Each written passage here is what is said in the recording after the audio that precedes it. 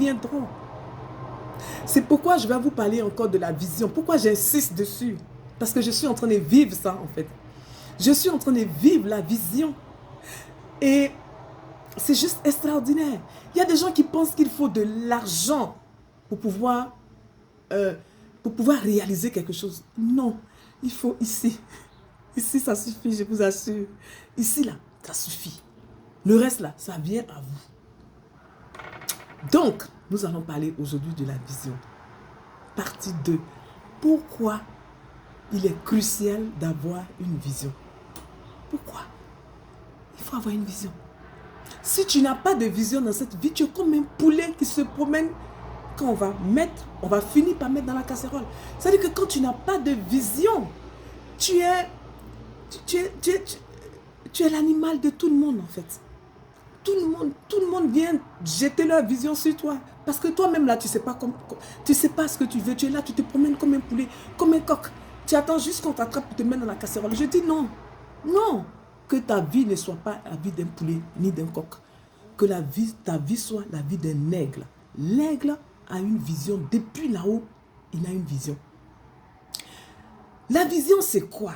Tu sais, peu importe ce que tu fais, je vous le dis encore et je le redis, peu importe ce que tu fais n'est pas important. C'est comment tu vois ce que tu fais qui est important. Comment toi tu vois? Tu es un babysitter, tu gardes les enfants. Tu vas à domicile pour garder les enfants. On te voit comme babysitter. Tout le monde voit que toi tu es babysitter. Mais comment toi tu vois ça? Ce babysitter, cet enfant que tu gardes là, comment toi tu le vois? Déjà quand tu vas mettre l'amour dans ce que tu fais, l'univers va te rendre cet amour. Il faut avoir une vision. Tu es en train de garder un enfant. Il faut avoir une vision. Peut-être que tu peux être la personne qui va défendre les femmes qui gardent des enfants au quotidien. Ce que vous vivez, tu peux déposer ça sur un cahier, un livre. Tu peux écrire un livre. Tu peux impacter ta génération avec ça. Est-ce que tu comprends? Je vais vous prendre un exemple palpable. Kéké Rachel. Ah, j'aime bien l'histoire des femmes noires. Les gens jouent avec les femmes noires. La femme noire. Oh. Kéké Rachel, elle était une femme de ménage. Une femme de chambre. Elle dressait les lits dans les hôtels. Elle était femme de ménage. Elle s'habillait, mais de façon moins chère. Qui pouvait la regarder? Parce qu'elle est femme de ménage. Quand les gens viennent, ils rentrent dans l'hôtel, est-ce qu'on la voit? On ne la voit pas. On regarde les réceptionnistes qui sont bien habillés. Parce que pour l'être humain, là, l'extérieur, ça suffit. Non. Mais cette femme, elle avait une graine. Elle avait une graine en elle. Elle avait une graine qui devait germer. Kéké Rachel était femme de chambre. Ce qu'elle faisait n'était pas important. Mais ce qui était dans sa tête était fort. Dans sa tête, elle voulait lutter pour la cause des démunis. Pour la cause des femmes qui font les chambres, qui font les petits métiers et qui sont rabrouées, qui ne sont pas respectées. Elle avait ça dans la tête. Elle avait ça. La vision. Elle est où, Kéké Rachel? Elle est députée à l'Assemblée nationale en France. Je vous dis bien, en France. Une noire. Une ivoirienne. Maman Kéké Rachel, big up. Quand je viens à Paris, je passe te voir. Yes, c'est ça. Alors, elle est aujourd'hui députée à l'Assemblée nationale. Son mari ne l'avait pas vu venir. Hein? Non, non, non. Je ne connais pas son histoire. Mais sûrement, le mari ne l'a pas vu venir. Une femme de ménage. Qu'est-ce que tu fais avec une femme de ménage? En plus, une noire. Non, mais attends. Il faut trouver quelque chose de mieux. Mais les gens ne savent pas ce que Dieu est capable de faire. Aïe, on vous dit, il prend dans la boue et il dépose à la table des rois. On parle de ce Dieu-là, vous parlez de quoi? Quand je parle de lui, j'ai la chair de poule. Qui peut devant lui? Qui peut devant sa face? Personne. Personne. Personne. Même pas un roi. Parce que le roi, il a besoin de l'air que nous respirons. Il est comme toi. Quand tu as une vision, regarde ta vision. Ne regarde pas aux circonstances. Est-ce que tu comprends un peu? Il ne faut pas regarder. Les circonstances là, ce n'est pas ça la vision. La vision, quand Dieu te montre une vision, poursuis-la. C'est mieux tu vas la poursuivre. Parce que quand tu as une vision, quand je vous parle de Dieu, peut-être que vous trouvez ça un peu lourd, un peu fort. Mais si vous voulez, pour alléger, je peux vous dire l'univers.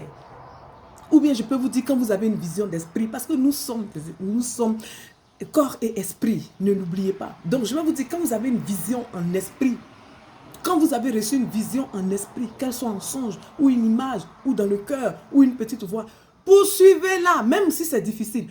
Poursuivez-la. Parce que c'est mieux que vous la poursuivez, cette vision, que l'univers vous a montré. Parce que l'univers connaît le chemin. Ce n'est pas facile, mais il n'y a pas de danger là-bas. Mais si tu prends une autre vision, où il y a des fleurs, où il y a tout qui fleurit, tu te dis non, ici c'est facile. Mais tu ne sais pas ce que les fleurs, les plantes la cachent. L'aigle est en haut et l'aigle te dit, va ici. Même si c'est difficile, va. Tu vas voir que le chemin sera facile après. Et tu dis non, je vais aller là parce que ici il y a des fleurs, il y a des plantes, c'est beau, c'est plus facile. Mais est-ce que tu as vu ce que l'aigle qui est en haut, donc l'univers, on va dire, ce que l'aigle en haut a vu sous ces fleurs, ces belles fleurs, le diable s'habille en Prada. Tout ce qui est beau ne veut rien dire en fait. Tout ce qui brille n'est pas de l'or. Donc, cette fleur que tu as vue, cette plante que tu as vue, que tu suis, est-ce que tu sais si un serpent est caché en bas? Non, le diable s'habille en Prada. J'aime bien les hommes de Kéké Rachel. C'est un des hommes palpables. Hier, j'ai rencontré une dame. Vous savez, elle va sur les cimetières, là. Hein, et puis, elle va mettre des... Ah, comment on appelle le mot? Aïe, aïe, aïe. Elle écrit les noms, là, vous savez, sur les tombes. Elle écrit les noms sur les tombes. Et elle me voit hier, elle me dit, ouais, mais moi, je dois encore aller au cimetière, aller écrire les noms sur les tombes. Et ça me fait chier, ce truc. Je dis, mais pourquoi tu dis ça? Elle dit, non, mais j'aime pas, et tout, et tout. C'est nul, quoi. Je dis, mais faut pas voir ça en nul. Faut pas voir ça en nul. Tu écris sur les tombes. Oh, il y a un mot, je trouve plus le mot, mais c'est pas grave. Tu écris sur les tombes et tu trouves ça nul. Imagine que moi, je vais au cimetière. Grâce à toi, je peux reconnaître la tombe de mon père parce que tu as écrit le nom dessus. Grâce à toi. Et si tu ne l'as pas fait, toutes les tombes se ressemblent. Où est-ce que je vais aller? Où est-ce que je vais aller me recueillir? Et c'est comme ça qu'on est béni. Dans les petites choses qui deviennent grandes. Ayez une vision. Il est crucial d'avoir une vision. Poursuivez-la. Même si tu es babysitter, tu gardes les enfants. Les gens peuvent voir que tu gardes les enfants, mais toi, qu'est-ce que tu vois? Qu'est-ce que tu vois, ma chère? Tu es gérant de cabine téléphonique, tu as fait des études et tu gères une cabine. On te voit comme gérant de cabine. Mais mon ami, comment toi tu vois? Qu'est-ce que toi tu vois? Ce que tu vois, c'est ce qui est le plus important. Ce n'est pas ce que les autres voient. Les autres sont toujours portés vers l'extérieur. À l'intérieur de toi, qu'est-ce qui boue? Est-ce qu'il y a une graine? S'il n'y a pas de graine, aujourd'hui, je vais te dire, mon ami, demande qu'il y ait cette graine derrière ta cabine téléphonique que tu es en train de faire. Tu peux être un propriétaire de télécommunication. Tu peux avoir une agence de télécommunication avec ça. Tu peux écrire des livres avec ça. Mets-toi ça dans ta tête.